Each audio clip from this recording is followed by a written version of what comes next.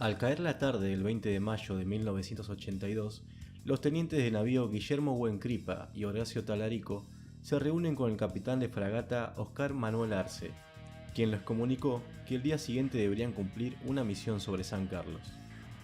La orden consistía en realizar una navegación rasante a través del valle existente entre Puerto Argentino y San Carlos.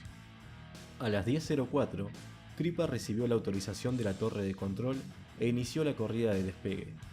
Poco antes de la llegada a la planicie ubicada entre Monte Kent y Cerro Rivadavia, observó cierta actividad de combate. Dos columnas de humo gris oscuro que se elevaban de sendos helicópteros, posiblemente derribados por aviones Harrier, mientras transportaban personal del ejército para reforzar posiciones.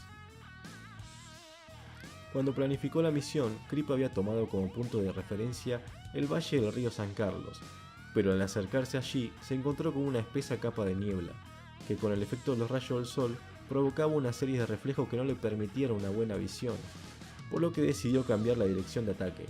En vez de entrar al puerto San Carlos por el sur, lo haría por el norte, con el sol lo más atrás posible.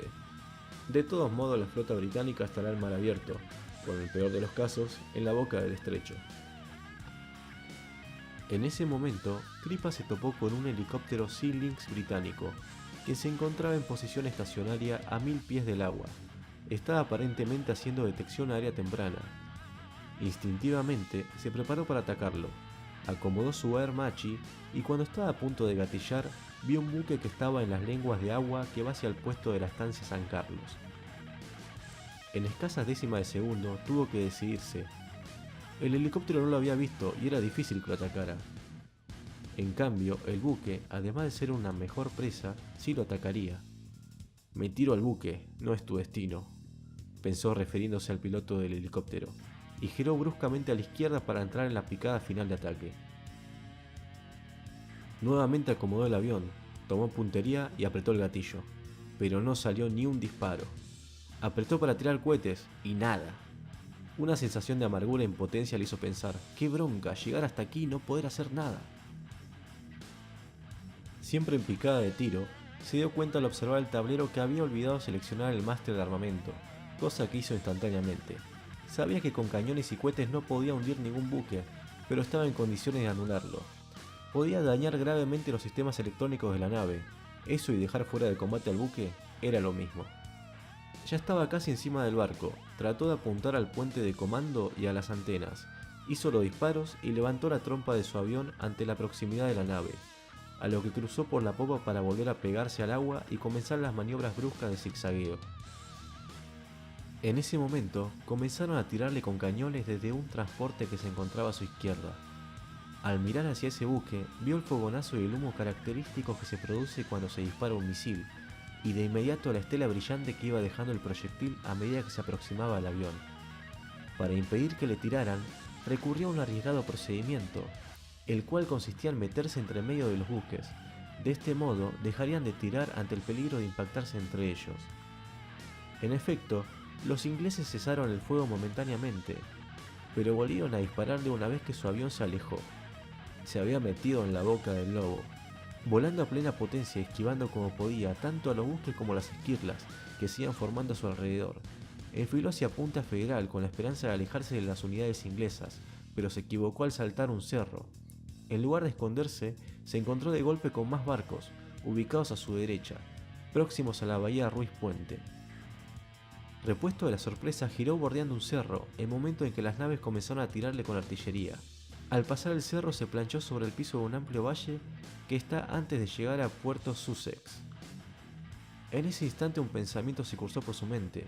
Si voy a Puerto Argentino y digo que hay muchos buques, me va a decir que está bien, que había 4 o 5, pero ¿cuántos había en realidad? Trató de calmar sus nervios. Estaba agitado y sentía el cuerpo empapado en transpiración.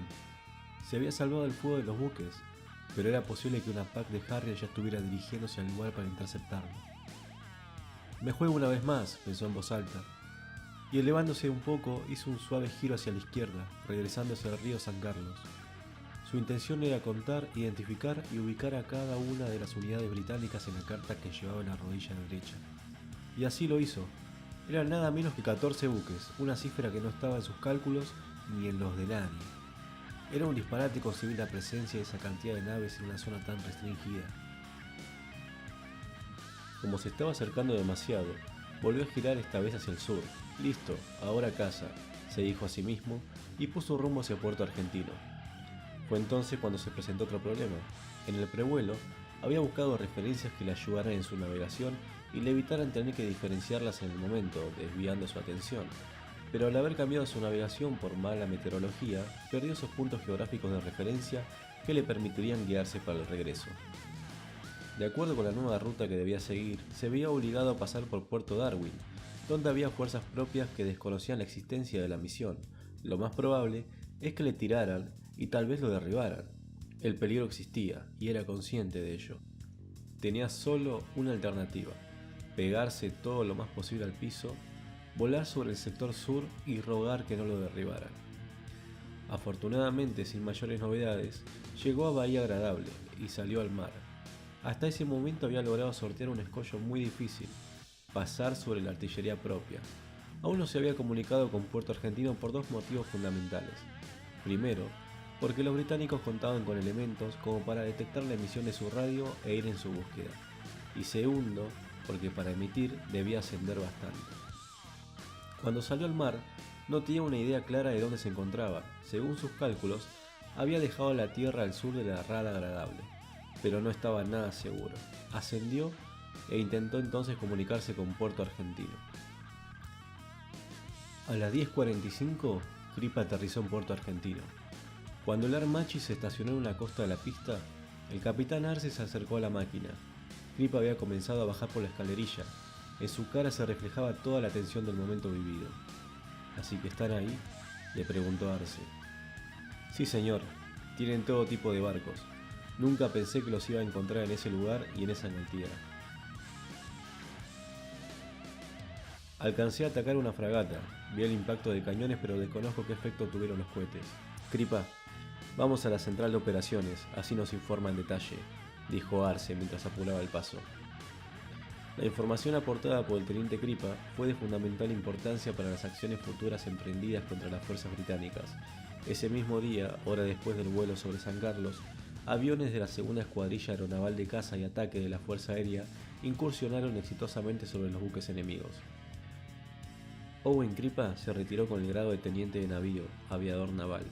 Fue condecorado con la máxima distinción que otorga nuestro país, la Nación Argentina al heroico valor en combate.